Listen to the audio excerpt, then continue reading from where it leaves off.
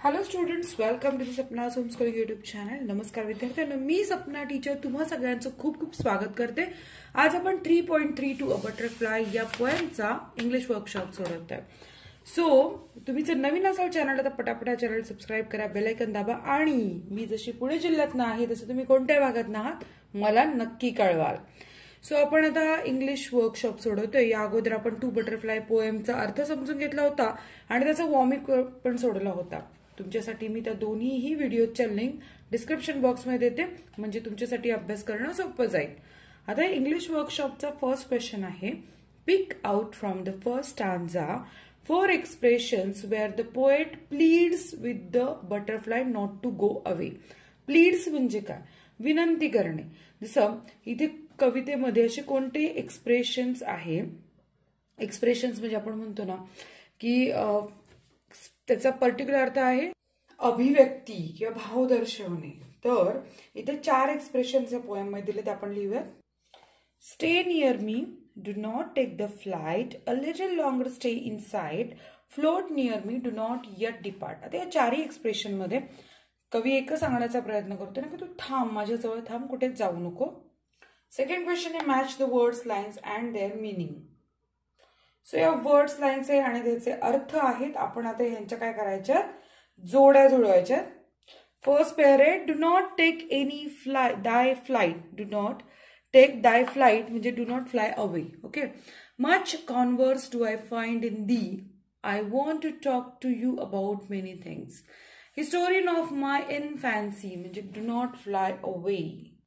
Dead time revive in thee, in you I see the time that has gone by. Third question आहे, say हू म्हणजे कोण आहे. आपण ओळखायचंय. Reminds the poet of his childhood. कोण आहे ते? आन्सर लिहून घ्या. Reminds the poet of his childhood. Butterfly is afraid to touch poet sister, is like a hunter. The poet is the poet sister Emmeline. या ओळी फार महत्वाच्या आहेत, लक्ष देऊन ऐका आणि समजून घ्या. समटाइम्स द नॉर्मल वर्ड और order is changed in the lines of a poem to emphasize something or to make the lines sound better. This change in word order is called inversion.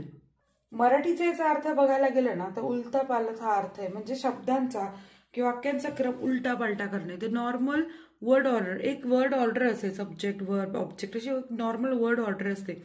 ती काय करायची की कवितेच्या ओळीची line ज्या असतात normal line त्या बदलून टाकायच्या, त्या उलट्या पालट्या करायच्या.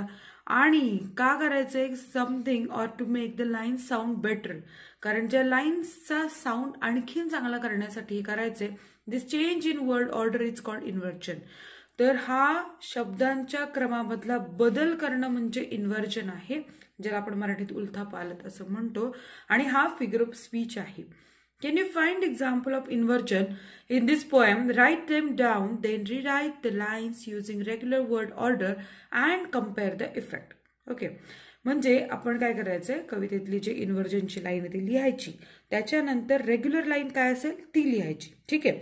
जसं एक्झाम्पल आहे, a little longer stay in site, stay in site a little longer. हे नॉर्मल लाईन आहे की आपण कोणाला काय म्हणू, stay in site a little longer, जरा माझ्या जवळ थांब, माझ्या नजरेच्या टप्प्यात थांब. आणि कवीनं कसं म्हटलं, a little longer stay in site, तर उलटं पालटं केलंय ना शब्दांची रचना, त्याला इन्व्हर्जन असं म्हणतात. सो पहिली ओळ आहे, much converse do I find in thee. तर रेग्युलर वर्ड ऑर्डर आहे याची. एक minute, I do find much converse in thee.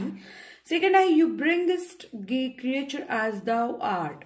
तर a solemn image to my heart, my father's family. Regular order आहे याची, as thou art gay creature, you bringest a solemn image of my father's family to my heart. आता इथे rhyme स्कीमचा एक खूप महत्वाचा प्रश्न आहे.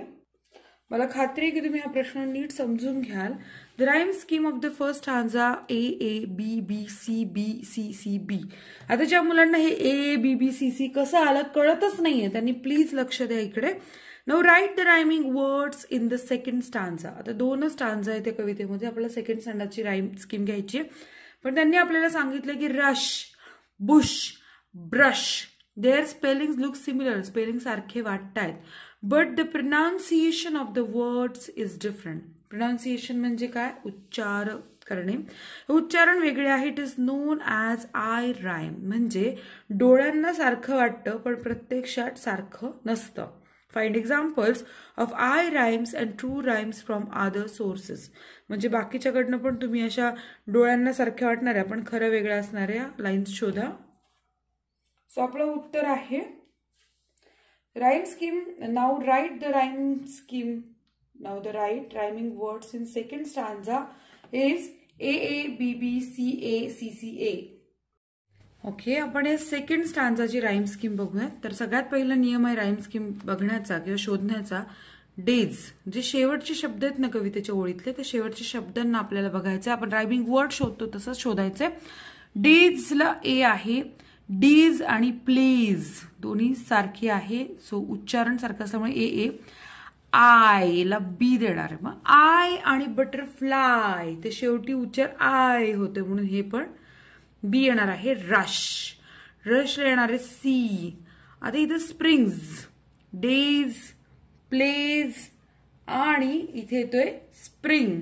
तर इथे काय येणार आहे? ह्याचं सेम उच्चारण असल्यामुळे इथे ए येणार आहे. Days, plays, springs. ज. आता रश आणि बुश सारखा असल्यामुळे इथे सी येणार आहे. ज्या वर्डचा सारखा साऊंड करेल त्याला सेम अल्फाबेट द्यायचं. आता इथे परत काय आलंय? बुश, रश, बश आणि आता इथे ब्रश. आता ब्रश हा वेगळा शब्द असल्यामुळे आपण जरी स्पेलिंग मध्ये फरक असला तरी सुद्धा आपल्याला उच्चार इथे सारखा दिसतो.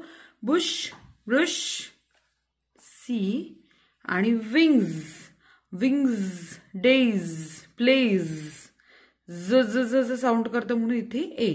सो अशा प्रकारे ए, BB, CA, CCA. सो आपला राईम स्कीम इथे भेटलेली आहे. ए, BB, CA, CCA. आपण इथे आपला व्हिडिओ कंप्लीट केलाय. सगळ्या प्रश्नांची उत्तरं लिहिली. व्हिडिओ नक्की आवडला असेल आणि जर तुम्हाला काही व्हिडिओ हवा असेल कोणत्या इयत्तेचा तर मला नक्की कमेंट करून सांगा. आपण भेटूयात नेक्स्ट व्हिडिओमध्ये. Bye bye.